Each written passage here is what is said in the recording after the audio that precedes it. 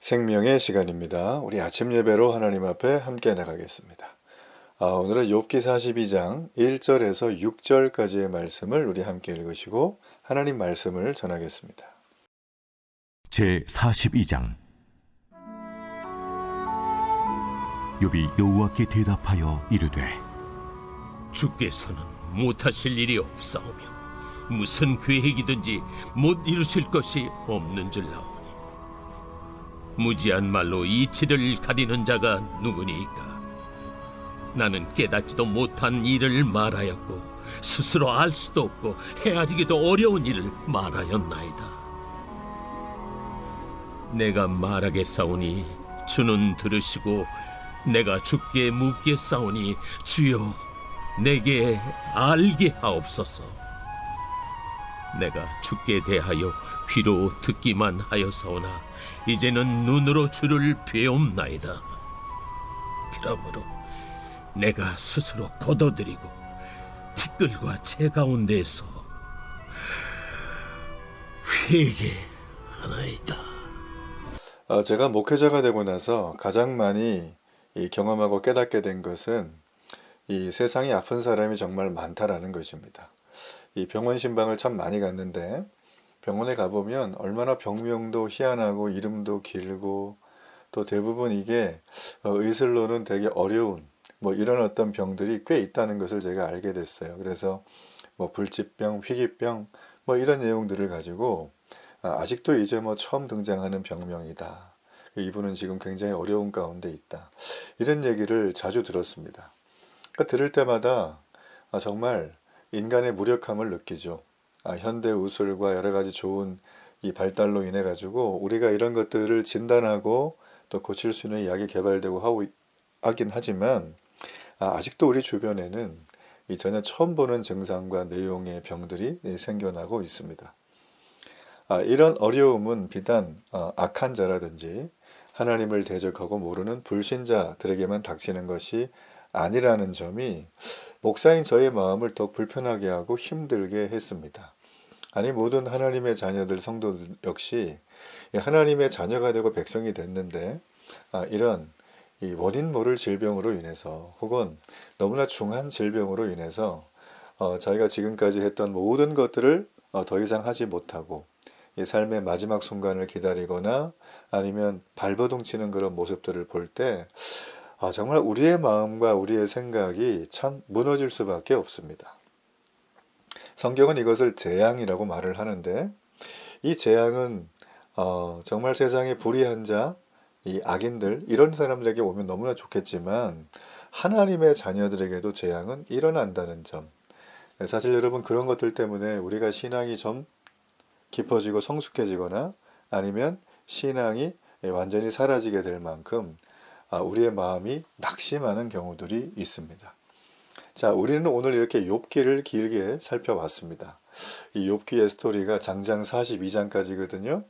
오늘 이제 드디어 42장의 결론 부분, 이 결론에 이 출입문 앞에 와 있다라는 거예요.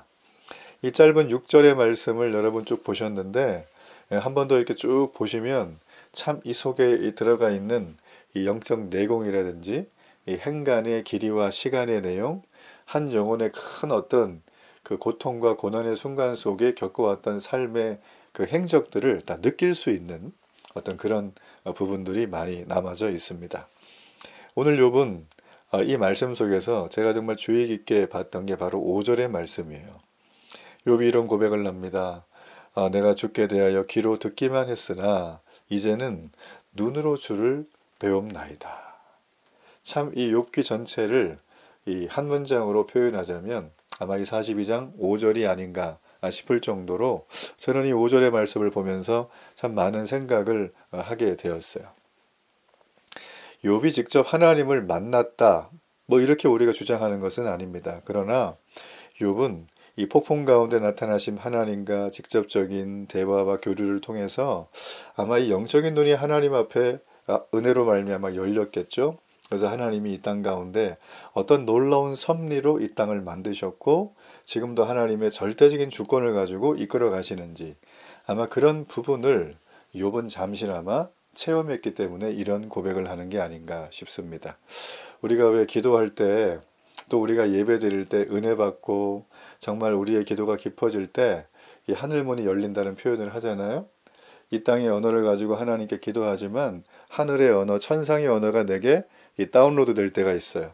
그래서 내 언어가 막 이렇게 이 성령 충만해 가지고 입술을 열 때마다 할렐루야가 터지고 입을 열 때마다 내 주변이 하나님의 놀라운 천국으로 변하는 일들을 우리가 일생 중에 경험을 한다는 거죠.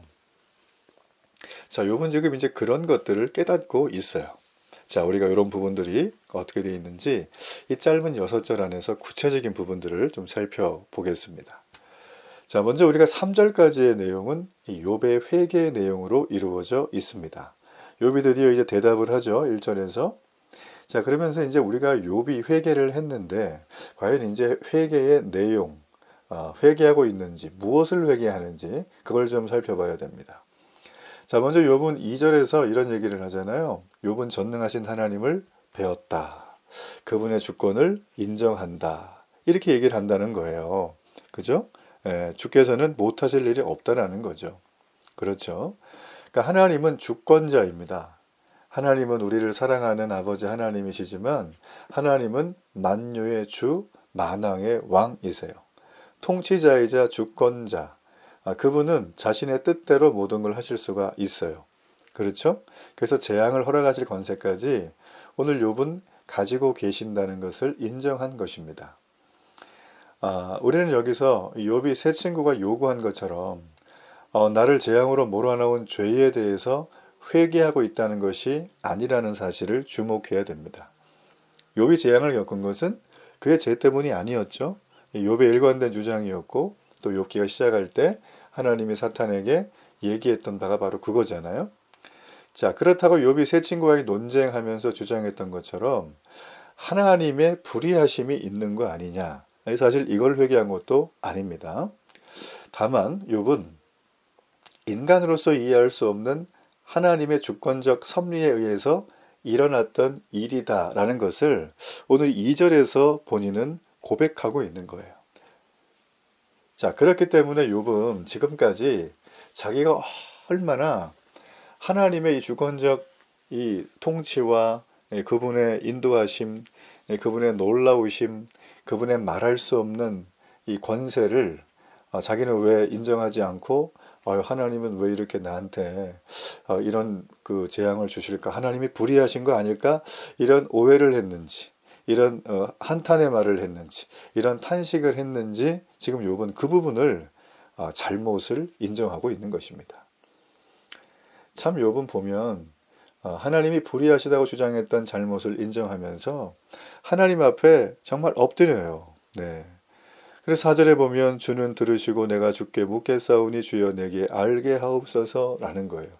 이제 완전히 그냥 좀 전까지 하나님 내 인생 왜 이렇게 하세요? 이게 아니라 겸손의 모드로 하나님이 나를 지금까지 살리신 것을 감사하는 모드로 재앙 속에 있어서도 여전히 맑은 정신으로 하나님 앞에 예배하며 기도할 수 있는 그런 모습이라는 것을 욥은 지금 너무나 행복하고 즐거워하고 있다라는 겁니다. 그러니까 우리는 하나님의 자녀임에도 불구하고 세상의 악한 자들이나 세상의 불의한 자들이나 불신자들에게 닥치는 재앙을 우리 하나님의 백성도 닥칩니다. 당하죠. 우리는 그때마다 왜 내게 이런 일이 생길까요? 자, 이런 질문을 하면서 탄식하기 전에 이 모든 것이 욥이 고백한 것처럼 하나님의 크신 섭리 가운데 있다. 이걸 기억할 필요가 있어요. 그리고 재앙의 이유를 내가 끝내 알 수 없다 그래도 이 모든 것이 하나님이 통치하고 주관하는 현상 속의 하나라는 걸 우리가 좀 기억할 필요가 있습니다. 모르는데 아는 것처럼 말하는 행동을 보는 것처럼 어리석은 건 없죠. 우리는 그래서 아주 심플하게 삶을 살아가야 돼요. 모를 때는 모르겠습니다. 알 때는 잘 아는데 이걸 위해서 이걸 가지고 어떻게 하나님의 영광을 드러낼까요? 우리가 그런 마음을 갖는 것이 너무나 지혜로운 이 성도의 모습이라는 거죠. 자, 우리가 5절의 말씀을 잠깐 6절의 말씀을 보시면 자, 이제 그러므로 하면서 이 회개의 결론을 내려줍니다. 내가 스스로 거두어드리고 티끌과 제 가운데 회개하나이다. 자, 지금 전형적으로 이제 우리가 회개할 때 이 행동하는 거죠. 티끌과 재 가운데. 내가 티끌과 재같이 정말 아무 쓸모없는 존재라는 거예요. 정말 보잘것없는 존재라는 거죠. 그럼에도 불구하고 나의 이 죄를 하나님 앞에 용서를 구하고 회개할 때 주님 받아달라는 정말 이 겸손의 마음으로 나가는 거죠. 예, 그렇죠. 정말 우리가 그렇습니다.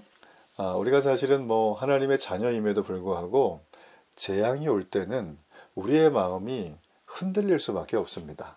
하나님의 통치가 있고 주권이 있을 거야 라고 생각을 하지만 내게 닥치는 고통이 클 때는 이루 말할 수 없는 힘듦이 있죠.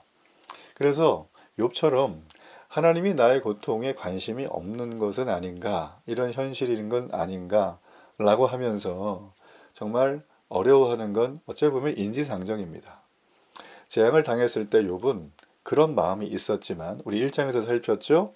주시니도 여호와시요 거두시니도 여호와시다. 그리고 2장에서도 우리가 하나님께 복을 받았은즉 화도 받지 아니하겠느냐. 자, 이런 고백과 믿음의 결단이 필요해요. 그렇죠? 예. 욥은 사실은 그 얘기를 이미 1, 2장에서 다 했는데 이 자신의 고통이 너무나 깊고 어렵다 보니까 자신의 호소에 응답하지 않으시는 것 같은 시간이 지체되고 있는 것을 볼 때 그의 입에는 탄식과 원망이 나왔어요. 그러나 이제는 하나님이 그를 만나주셔서 그는 하나님이 나의 고통을 이미 알고 계셨다는 걸 확인을 했어요. 그뿐 아닙니다. 자신의 말을 들어주셨고 주님의 뜻을 알게 해주시고 회복시켜 주시는 은혜를 경험하고 있다고 4절, 5절, 6절은 얘기하고 있어요. 예. 그리고 욥은 하나님께 도발했던 것들을 다 거두어 드리고 말씀드린 것처럼 티끌과 재 가운데서 자기의 잘못, 즉 알지 못한 것을 말했습니다. 주장했습니다. 이걸 온전히 인정하고 회개하는 모습을 보여줍니다.